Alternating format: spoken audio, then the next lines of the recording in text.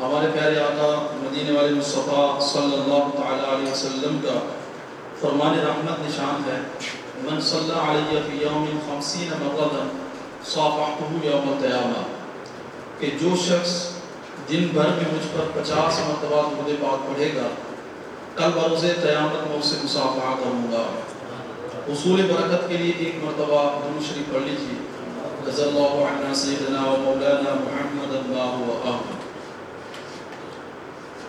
مجھے پیارے اسلام بھائیوں، آج کا جو ہمارا بیان ہے اس کا موضوع قربانی کے متعلق ہے، اور ضمناً قربانی کے مسائل بیان کرتے ہوئے کچھ اور بھی مسائل پر ہم گفتگو کریں گے کہ جس سے انشاءاللہ عز و جل اس میں قواعد ضوابط ہمارے سامنے بیان کیے جائیں گے کہ مسائل کا اخذ کرنا ہمارے لیے آسان ہو جائے گا۔ حلال حرام جانور، اسی طرح حلال و حرام پرندے، اسی طرح سمندری جانداروں میں سے کون سے حلال ہیں کون سے نہیں ہیں، ان کے ضوابط کیا ہیں، تو انشاءاللہ عز و جل آج ہم اس کو سننے کی کوشش کریں گے۔ اگر آپ توجہ سے بیٹھیں گے تو انشاءاللہ عز و جل مختصر وقت میں علم کا بہت سارا خزانہ آپ کے ہاتھ میں آئے گا۔ حرام جانوروں میں کیا ضابطہ اور اصول ہے کہ وہ ضابطہ اور اصول جس کو یاد ہو تو ہزاروں قسم کے جانوروں کو وہ خود پرکھ لے اور جان لے کہ یہ حرام ہے یا حلال ہے۔ وہ تمام جانور جو نکیلے دانت والے ہوں، وہ تمام جانور جو نکیلے دانت والے ہوں، یعنی جن کے دانت آگے سے نکلے ہوئے ہوتے ہیں جیسے کتے کے دانت، بلی کے دانت، تو وہ تمام جانور جو نکیلے دانت والے ہوں اور ان دانتوں سے شکار بھی کرتے ہوں، تو ایسے تمام طرح کے جانور حرام ہیں، جیسے کتا، بلی، شیر، چیتا، لومڑی، گیدڑ، لگڑ بگا وغیرہ وغیرہ۔ تو یہ جتنے جانور آپ کے سامنے ذکر کیے جا رہے ہیں یہ سب کے سب نکیلے دانت بھی رکھتے ہیں اور ان نکیلے دانتوں سے شکار بھی کرتے ہیں، لہذا یہ حرام ہے۔ تو یہ ضابطہ جو یاد رکھ لے گا تو انشاءاللہ عز و جل بہت سارے مسائل میں وہ خود کفیل ہو جائے گا۔ اسی طرح حلال جانوروں میں کیا اصول اور ضابطہ ہے کہ اس کو یاد رکھ لیں تو بہت ساری چیزوں میں ہم خود کفیل ہو جائیں، ہمیں مسئلہ پوچھنے کی ضرورت پیش نہ آئے۔ وہ جانور جن کے نکیلے دانت نہ ہوں، وہ جانور جن کے نکیلے دانت نہ ہوں یا ہوں لیکن وہ اس سے شکار نہ کرتے ہوں اور گھاس پتے وغیرہ کھاتے ہوں، تو ایسے جانور حلال ہیں۔ تو اب جن کے نکیلے دانت ہی نہیں ہیں، جیسے گائے، بھینس، بکری، بھیڑ، دمبا، یہ سب کے سب وہ جانور ہیں کہ جن کے نکیلے دانت نہیں ہیں اور گھاس کھاتے ہیں، یہ شکار نہیں کرتے۔ اور حلال جانوروں میں وہ کہ جن کے نکیلے دانت تو ہیں لیکن چونکہ اسے شکار نہیں کرتے تو بھی حلال ہے، جیسے اونٹ کے نکیلے دانت ہوتے ہیں لیکن چونکہ وہ شکاری جانور نہیں تو اس وجہ سے وہ حلال ہے۔ تو یہ ایک ضابطہ ہے کہ حلال اور حرام جانور جن کے نکیلے دانت ہوں اور اسے شکار کرتے ہیں حرام، اور جن کے نکیلے دانت ہی نہ ہوں یا ہوں لیکن اسے شکار نہ کرتے ہوں تو وہ حلال ہے۔ تو یہ حلال و حرام جانوروں کا قانون اور ضابطہ آپ نے سمجھ لیا۔ لیکن میٹھے پیارے اسلام بھائیوں، یہ جو ضوابط اور قواعد ہوتے ہیں بعض اوقات اس سے کچھ مسائل خارج ہوتے ہیں، مستثنا ہوتے ہیں، اور یہ علماء کو پتہ ہوتا ہے۔ اسی وجہ سے علماء یہ فرماتے ہیں کہ جب کوئی مسئلہ درپیش ہو تو اس کی صراحت دیکھنی چاہیے۔ اول قواعد اور ضوابط سے استدلال میں بعض اوقات خطا کا امکان بھی ہوتا ہے۔ اب جو ہم نے ضوابط پڑھے ہیں، میں اب کچھ ایسے جانور آپ کے سامنے ذکر کرتا ہوں کہ حلال جانور کا ضابطہ صادق آنے کے باوجود وہ حلال نہیں ہے، جیسے گدھا، کہ گدھا بھی شکاری جانور نہیں ہے، گھاس پتے وغیرہ وغیرہ کھاتا ہے وہ، لیکن اس کے باوجود نبی کریم صلی اللہ تعالیٰ علیہ وسلم نے چونکہ خیبر کے موقع پر گدھے کو حرام فرما دیا، اس وجہ سے وہ حرام ہے۔ تو یوں اس ضابطے کے صادق آنے کے باوجود، علت کا ضابطہ گدھے پر صادق تھا، اس کے باوجود وہ خارج ہو گیا حدیث مبارکہ آ جانے کی وجہ سے۔ یہی معاملہ گھوڑے کا ہے کہ اگرچہ گھوڑا کھانے میں اختلاف ہے کہ یہ حلال ہے یا حرام ہے، اور بعض فقہا اس کے علت کے بھی قائل ہیں، لیکن ہمارے امام اعظم ابو حنیفہ رحمۃ اللہ تعالیٰ علیہ کا مذہب یہ ہے کہ گھوڑا کھانا بھی مکروہ تحریمی اور ناجائز ہے، کہ یہ جہاد کا آلہ ہے، اگر اس کو استعمال کیا جائے گا تو پھر جہاد کے آلے میں کمی واقع ہو جائے گی۔ تو اس وجہ سے امام اعظم رحمۃ اللہ اللہ تعالیٰ علیہ نے اس کو مکروہ تحریمی اور ناجائز قرار دیا، اور یوں یہ بھی ضابطے سے خارج ہو گیا۔ اسی طرح ایک اور جانور ہے کہ جس پر حلت کا ضابطہ صادق آتا ہے لیکن اس کے باوجود وہ بھی خارج ہے، جیسے ہاتھی، کہ ہاتھی شکاری جانور نہیں، گھاس پتے وغیرہ کھاتا ہے، تو جو حلت کا ضابطہ ہم نے سنا اس کے مطابق حلال ہونا چاہیے، لیکن چونکہ وہ موذی جانور ہے، وہ کیا ہے؟ موذی جانور ہے، اس وجہ سے وہ بھی اس ضابطے سے خارج ہے اور اس کا کھانا بھی حرام ہے۔ تو یہ جو ضوابط آپ کے سامنے پیش کیے جا رہے ہیں، اس کے یاد کر لینے سے کم از کم اتنا ہوگا کہ آپ 70 سے 80% مسائل میں خود کبیر ہو جائیں انشاءاللہ۔ آگے بڑھتے ہیں ہم۔ حرام پرندوں کے بارے میں کیا ضابطہ ہے؟ یہ زیادہ تر مسئلہ پرندوں میں ہی پیش آتا ہے، کیونکہ پرندوں کی بہت ساری اقسام ہیں، جاندار جو جانور ہیں ان کی عمومی ہمیں معلومات ہوتی ہیں، اور حلال جانوروں کا بھی پتہ ہوتا ہے، حرام جانوروں کا بھی اکثر پتہ ہوتا ہے، کچھ ایسے ہوتے ہیں کہ جن کے بارے میں شبہ پایا جاتا ہے۔ پرندوں کے بارے میں زیادہ مسئلہ پیش آتا ہے کہ طرح طرح کے پرندے ہیں، چھوٹے بڑے، تو ان میں کون سے حلال ہیں اور کون سے حرام ہیں، اس میں بھی ضابطہ سماعت فرما لیجیے۔ وہ پرندے جو پنجوں سے، جن کے پنجے ہوں اور اپنے پنجوں سے شکار بھی کرتے ہیں، وہ پرندے کہ جن کے پنجے ہوں اور اپنے پنجوں سے شکار بھی کرتے ہوں، وہ سب کے سب حرام ہیں۔ ایک ضابطہ ان کی حرمت کا یہ ہے، اور دوسرا ضابطہ بھی ہے کہ مردار خور پرندے بھی حرام، مردار خور پرندے بھی کیا ہیں؟ حرام۔ تو یہ دو ضوابط ہیں ان کی حرمت کے۔ بعض پرندے تو ایسے ہوں گے کہ جن کی یہ دونوں ضابطے اور قانون موجود ہیں، جیسے کوا، کوا شکار بھی کرتا ہے پنجے سے اور وہ مردار خور بھی۔ اسی طرح چیل کا بھی معاملہ ہے کہ چیل شکار بھی کرتی ہے اپنے پنجوں سے اور مردار بھی کھاتی ہے۔ اسی طرح شکرا، باز، عقاب، یہ سب کے سب وہ پرندے ہیں کہ جو اپنے پنجوں سے شکار کرتے ہیں، لہذا یہ حرام ہے۔ حلال پرندوں کے بارے میں کیا ضابطہ ہے؟ وہ پرندے جو پنجوں سے شکار نہ کرتے ہوں، وہ پرندے جو پنجوں سے شکار نہ کرتے ہوں اور حرام خور بھی نہ ہوں، تو ایسے تمام طرح کے پرندے حلال ہیں۔ اب یہاں پر بھی دو قیودات موجود ہیں کہ پنجوں سے شکار نہ کرتے ہوں اور حرام خور بھی نہ ہوں۔ اس اعتبار سے اس ضابطے کو اگر اپلائی کرتے جاتے ہیں تو بہت سارے پرندے ہمارے سامنے ایک پوری لسٹ آتی چلی جائے گی کہ وہ حلال ہیں۔ جیسے مرغی بھی پرندوں میں، اگرچہ یہ اڑتی نہیں ہے زیادہ، تھوڑا بہت اڑتی ہے اور گر جاتی ہے، لیکن شمار اس کا بھی پرندوں میں ہوتا ہے۔ شتر مرغوں بھی بلکہ پرندوں میں شامل کیا گیا، تو شتر مرغ بھی حلال ہے، مرغی بھی حلال ہے۔ اسی طرح طوطا بھی حلال ہے، اگرچہ ہمارے ہاں اس کو نہیں کھایا جاتا، اس کے بارے میں سوال کیا جا رہا ہوتا ہے کہ طوطا کھایا جا سکتا ہے یا نہیں کھایا جا سکتا۔ تو طوطا حلال ہے کہ وہ شکاری پرندہ نہیں، پنجوں سے شکار نہیں کرتا اور حرام خور بھی نہیں۔ اسی طرح بگلا بھی حلال ہے۔ اب بگلے کے متعلق بعض اوقات جو تفصیل کی جا رہی ہوتی ہے کہ سفید حلال ہے اور کالا حرام ہے، دونوں ہی حلال ہے، چاہے سفید ہو چاہے کالا ہو، دونوں ہی حلال ہے۔ اب یہاں پر کسی کے ذہن میں یہ اشکال آ سکتا ہے کہ بگلے کو تو ہم نے خود دیکھا شکار کرتے ہوئے، پانی جہاں پہ فصلوں میں کھڑا ہو تو وہاں یہ چھوٹے چھوٹے کیڑے اٹھا کے کھا رہا ہوتا، تو یہ بھی تو شکار ہوا نا، تو یہ ضابطے کے مطابق حرام ہونا چاہیے۔ کیا فرماتے ہیں؟ ایسے ہی ہونا چاہیے نا، کہ بظاہر تو یہ لگتا ہے کہ یہ پھر حرام ہونا چاہیے، کہا تھا کہ جو شکار کرتا ہو وہ حرام ہے۔ تو اب اس کا جواب یہ ہے کہ اصل میں مطلقاً شکار کی بات نہیں ہوئی، پنجے سے شکار کرتا، کس سے؟ پنجے سے شکار کرتا ہو، تو بگلا پنجے سے شکار یہ بھی نہیں کرتا، لہذا یہ اس اعتبار سے حلال ہے، چاہے کسی طرح کا بھی ہو۔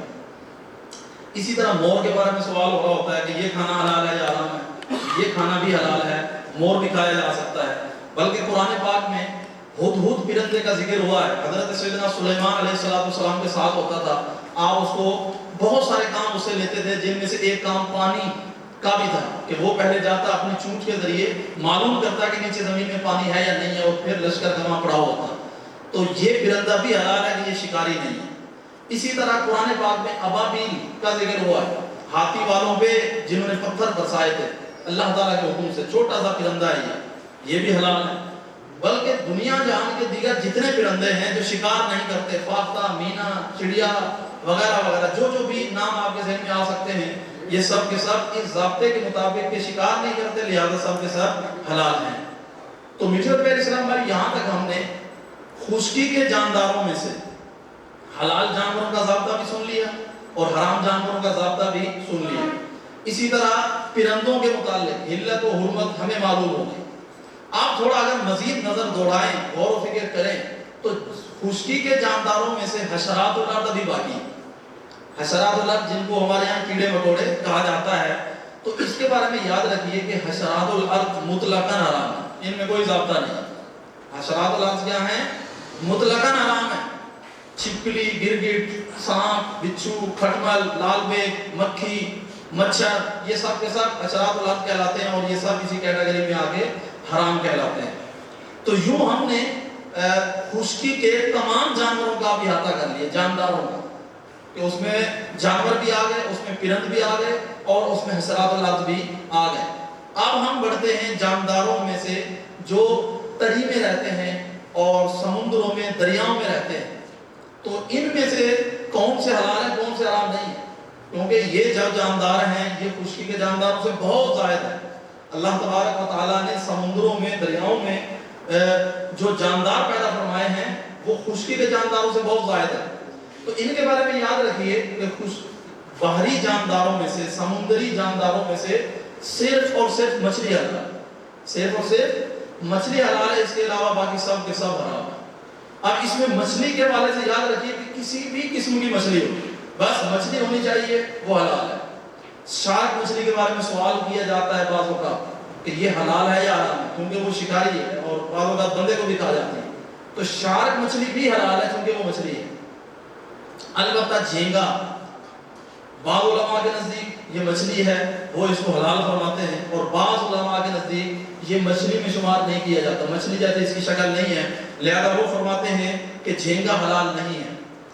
تو شکل و حیت سے، صورت سے وہ مچھلی محسوس نہیں ہوتا، کیڑا لگتا ہے، یعنی کیڑا مکوڑا محسوس ہوتا ہے، لہذا اس کے کھانے سے بچنا چاہیے۔ جہاں پر مچھلی کی گفتگو چلی ہے، مچھلی کے متعلق کچھ اہم مسائل آپ توجہ سے سن لیجئے۔ یاد رکھیے کہ مچھلی اور ٹٹی احادیث مبارکہ کے مضامین کے مطابق آپ علیہ السلام نے فرمایا کہ میری امت پر 2 مردار حلال ہیں۔ آپ علیہ السلام نے کیا ارشاد فرمایا؟ میری امت پر 2 مردار حلال ہیں، ایک مچھلی اور ایک بے خون، ایک مچھلی اور ایک ٹڈی، مردار نہیں بلکہ بے خون، جن میں خون نہیں ہوتا، مچھلی اور ٹڈی یہ حلال ہے۔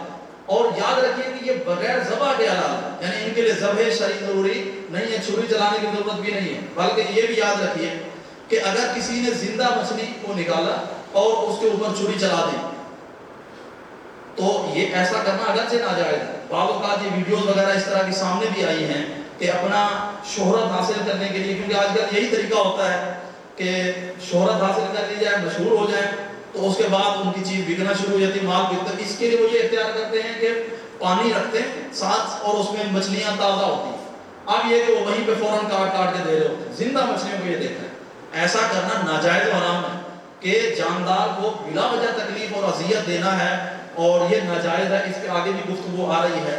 بہرحال لیکن مچھلی اس کے باوجود بھی حلال ہی رہے، کیونکہ اس کے بارے میں یہ فرمایا گیا کہ ذبح و عدم ذبح کا اس میں کوئی دخل نہیں، اور یہی معاملہ ٹڈی کا بھی ہے۔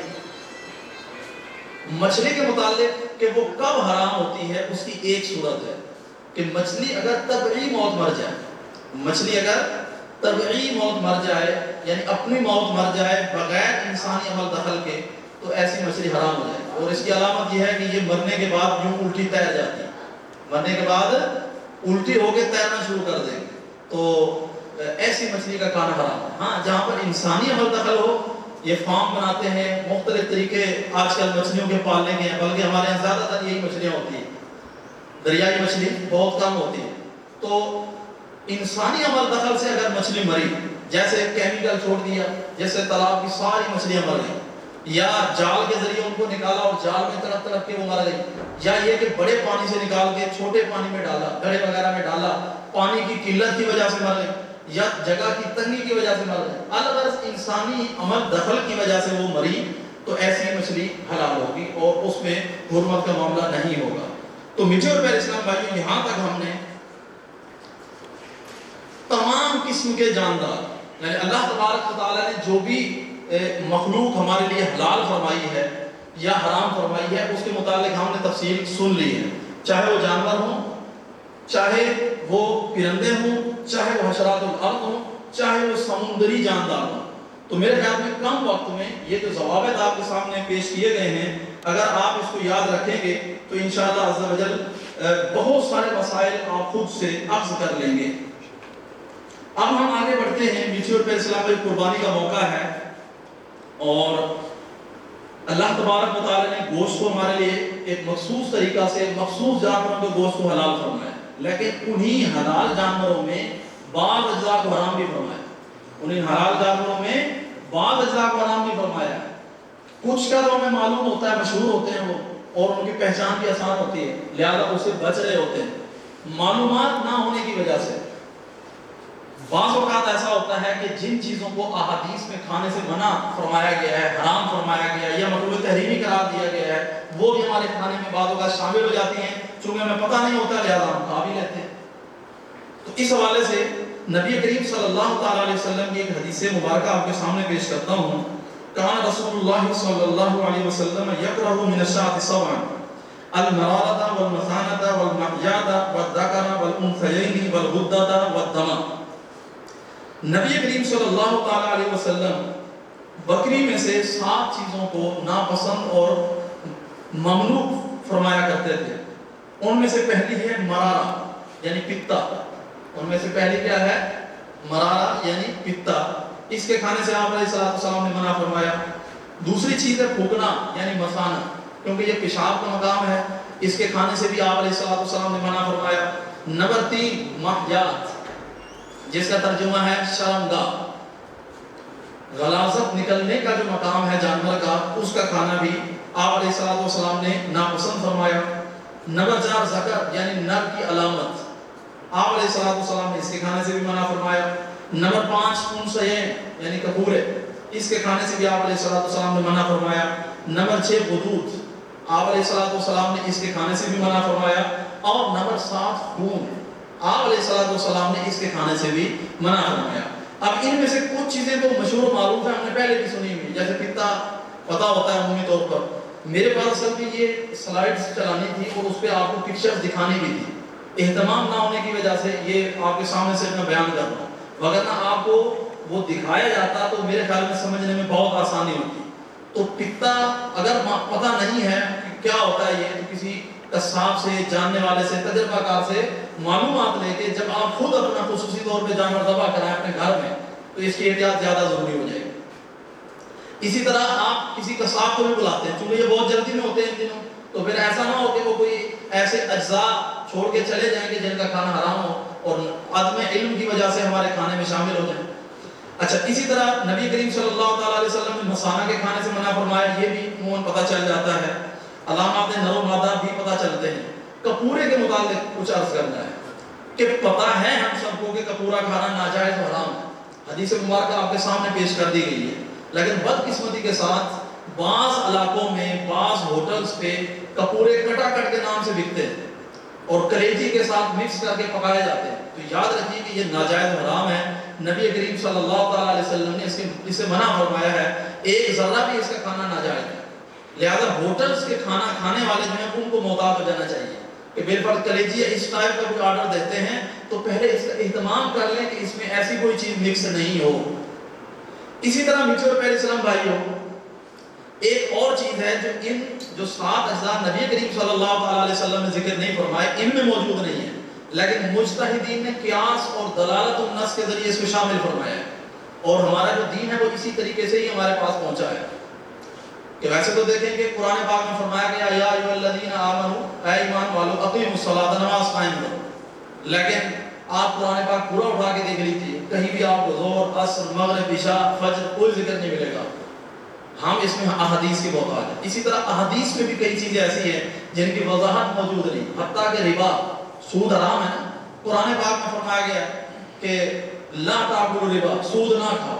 لیکن یہ کہ سود کہتے کس کو ہیں اور اس کی وضاحت کیا ہے، نہ تو قرآن میں اس کو صحیح سے واضح کیا گیا ہے کہ اس کی مکمل تفصیلات آ گئی ہیں کہ جس میں کوئی شک و شبہ باقی نہ رہا ہو، ایسا نہیں ہے. اور اسی طرح حدیث کریمہ میں اگرچہ چند چیزوں کا ذکر حضور علیہ السلام نے فرمایا، لیکن اس کے باوجود وہ مجمل رہی. اس وجہ سے اس کی وضاحت میں علماء میں اختلاف ہوا، مجتہدین نے اس کی اپنے اپنے اعتبارات سے اس کی وضاحت کی.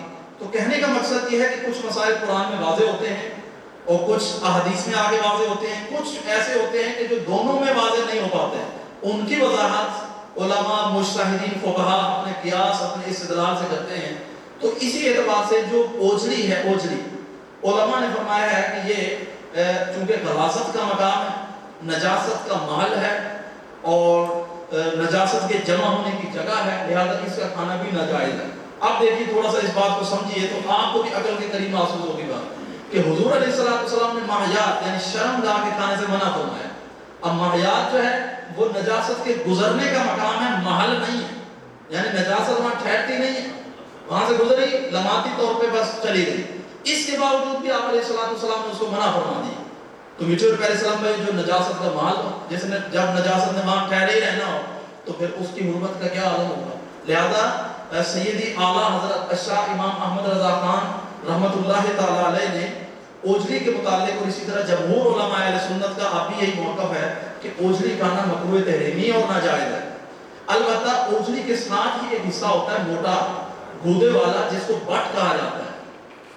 ہمارے ان علاقوں میں سننے میں کم آیا ہے، کراچی وغیرہ کی طرف یہ پورے اس کی ڈشز بنائی جاتی ہیں اور کھایا جاتا ہے، یہ بٹ کھانا جائز ہے۔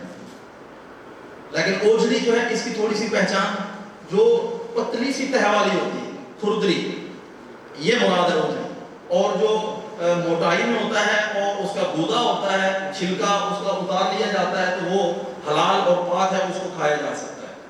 اچھا، نبی کریم صلی اللہ تعالیٰ علیہ وسلم نے جن 7 چیزوں کو ناجائز فرمایا ان میں ایک خون بھی ہے کہ آپ علیہ السلام نے خون کے کھانے سے بھی منع فرمایا۔ اب آپ یہ سوچ رہے ہوں کہ خون تو ویسے بہہ جاتا ہے، ہمارے یہاں خون کہاں کھایا جاتا ہے؟ تو میٹھے پیارے اسلام کو یاد رکھیے کہ ایک تو دم مسفوح ہوتا ہے کہ جو ذبح شرعی کے وقت نکلتا ہے، جانور سے بہتا ہے فوارے کی صورت میں، بعض اوقات کپڑوں پہ، چھری پہ اور سامنے زمین پہ وہ گرتا ہے، بہتا ہے، یہ خون تو حرام ہے، ساتھ میں ناپاک بھی ہے۔ حرام ہونے کے ساتھ ساتھ کیا ہے؟ یہ ناپاک بھی ہے، اور کپڑوں پہ لگا، بدن پہ لگا تو کپڑے ناپاک ہو جائیں گے، اسی طرح بدن پہ لگا بدن ناپاک ہو جائے گا، چھٹی ناپاک ہو جائے گی۔ یہاں ضمن میں ایک اہم مسئلہ آپ کے سامنے عرض کر دوں، بے توجہی کی وجہ سے ہم بعض اوقات بہت بڑی غلطی میں پڑ جاتے ہیں اور توجہ نہیں ہوتی۔ جب جانور ذبح کرتے ہیں تو آپ کو یاد کیا جا رہا ہے کہ وہ خون ناپاک ہوتا ہے، اب اسے چھری ناپاک ہو گئی، ہاتھ بھی کیا ہو گیا؟ ناپاک ہو گئے۔ اب عمومی طور پر وہاں ہمارے ہاں پانی کا وافر انتظام نہیں ہوتا، بالٹی وغیرہ میں بھر کے رکھا ہوتا ہے، گھر کے قریب عموماً کم ہی جو ہے قربانی کا معاملہ ہوتا ہے، تھوڑا دور کرتے ہیں تاکہ بدبو وغیرہ پیدا نہ ہو۔ تو اب اس کو